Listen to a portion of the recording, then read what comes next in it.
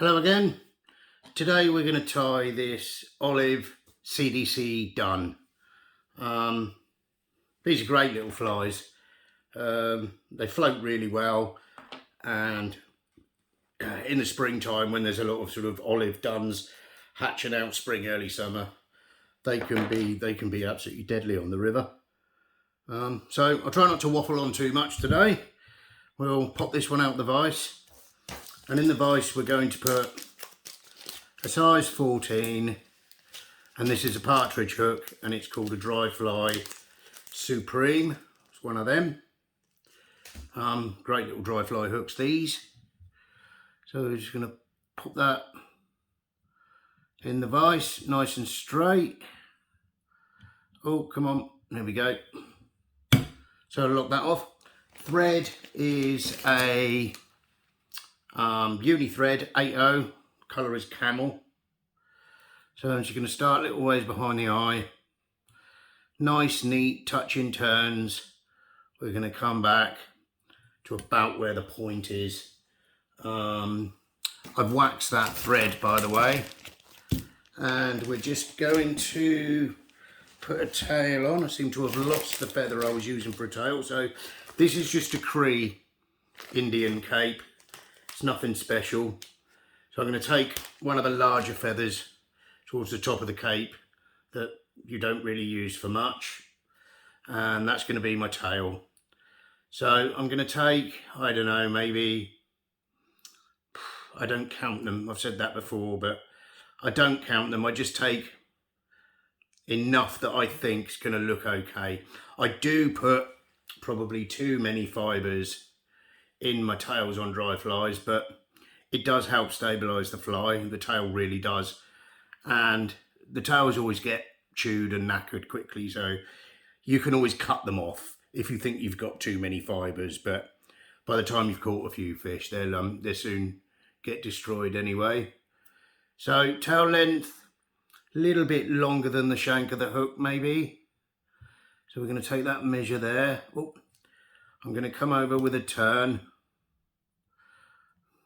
Just going to do a couple of turns. We're going to have a look. Yeah, I'm happy with that. And then we're going to come down to just sort of the start of the bend. And I'm going to lift the tail. I'm going to sneak the thread underneath it. I'm going to pull the thread towards the eye, and that sort of lifts and opens the tail like that. And then I'm going to trim the waist off, full length of the body. I'm going to come up with the thread. There's some little fibres on my thread there I don't like, but that's all right, they'll soon disappear. And then we're going to come down halfway, and then I'm going to come back up, and then I'm going to come down sort of 3/4 of the way, and that's just going to give me, help me taper. And now this is turkey bite feather. I'm going to take maybe 3 or 4 fibres, and I'm going to catch. I'm going to run the thread back to the start of the tail, and then I'm going to bring the thread back up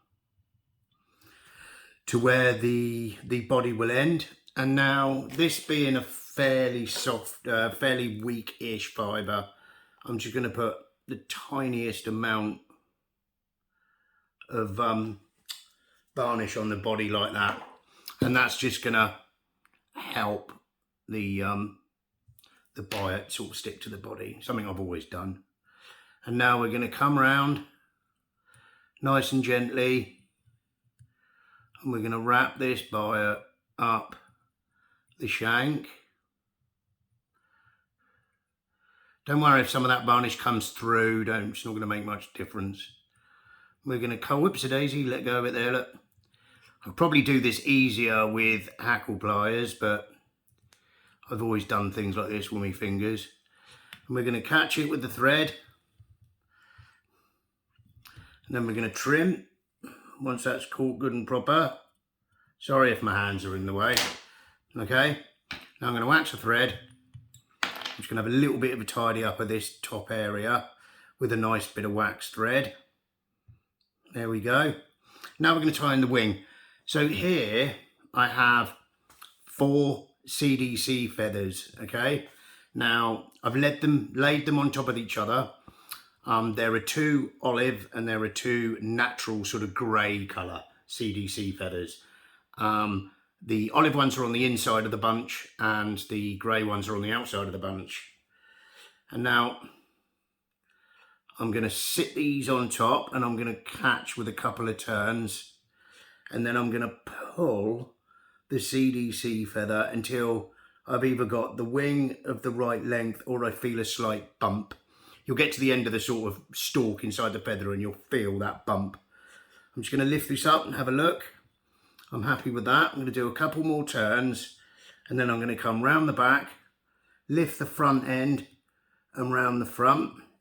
I'm going to sort of do that a couple of times, and then I'm going to do a couple of posting wraps as if I was going to make a parachute fly, just like that.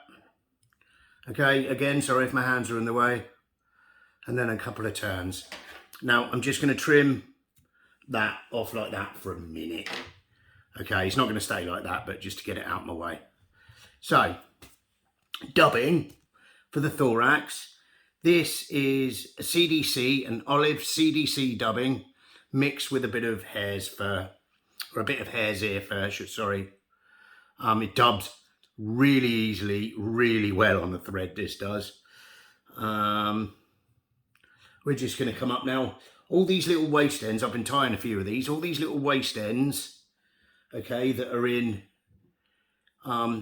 it next to me, don't throw those away because you can take all these bits of CDC off and you can make your dubbing out of it. Makes great dubbing, to be fair.